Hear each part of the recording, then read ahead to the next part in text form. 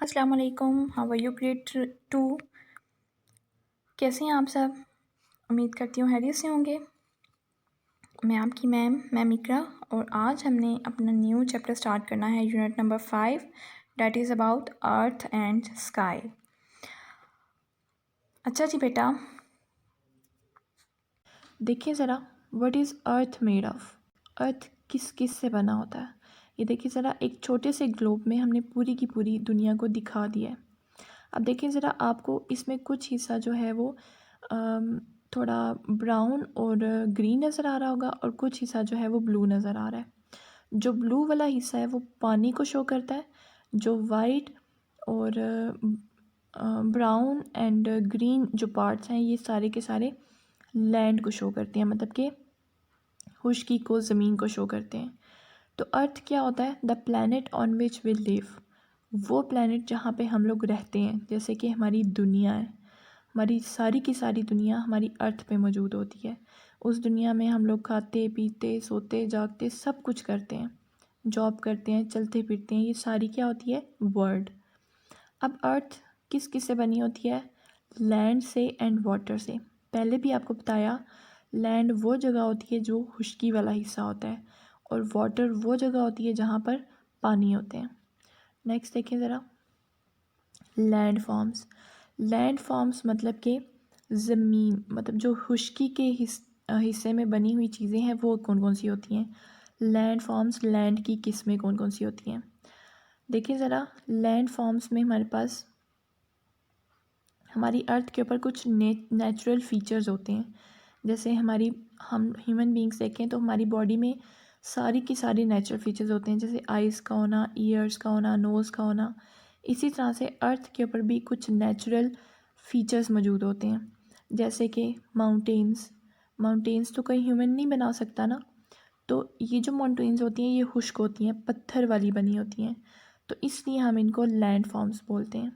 उसके बाद हिल्स, छोटी पहाड़ियाँ, फिर वैलीज़, प्लेन्स एंड आइलैंड। अब देखते हैं ज़रा ये सब क्या होता है। सबसे पहले हमारे पास है माउंटेन्स। हमारी ज़मीन पे पत्थरों से बहुत बड़े बड़े पहाड़ बन जाते हैं। ये पहाड़ टूट के भी गिरते हैं। इन पहाड़ों में रास्ते भी बन सकते हैं। इंसान जो है वो इन पहाड़ों को काट के इनमें से रास्ते निकालते हैं, और ये बहुत ऊंचाई पे होते हैं। माउंट एवरेस्ट जो है पूरी दुनिया का सबसे बड़ा पहाड़ है, और पाकिस्तान में दुनिया की सेकंड दूसरे नंबर पे पाई जाने वाली जो है बुलंदतरीन चोटी है, जिसको हम कहते हैं K2। फर्स्ट पे है माउंट एवरेस्ट, दूसरी है K2। तो ये माउंटेन्स होते हैं जो कि ज़मीन के ऊपर एक बड़ा सा पार्ट होते हैं। उसके बाद हिल्स।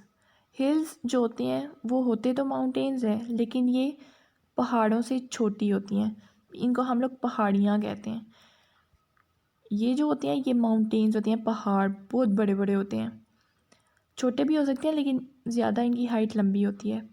लेकिन जो हिल्स होती हैं ये छोटी होती हैं, ये भी पहाड़ की ही सूरत में होती हैं। इनके ऊपर ये होता है कि ग्रास लगी होती है, मतलब कि इनके ऊपर हल्की हल्की सी घास लगी हुई होती है।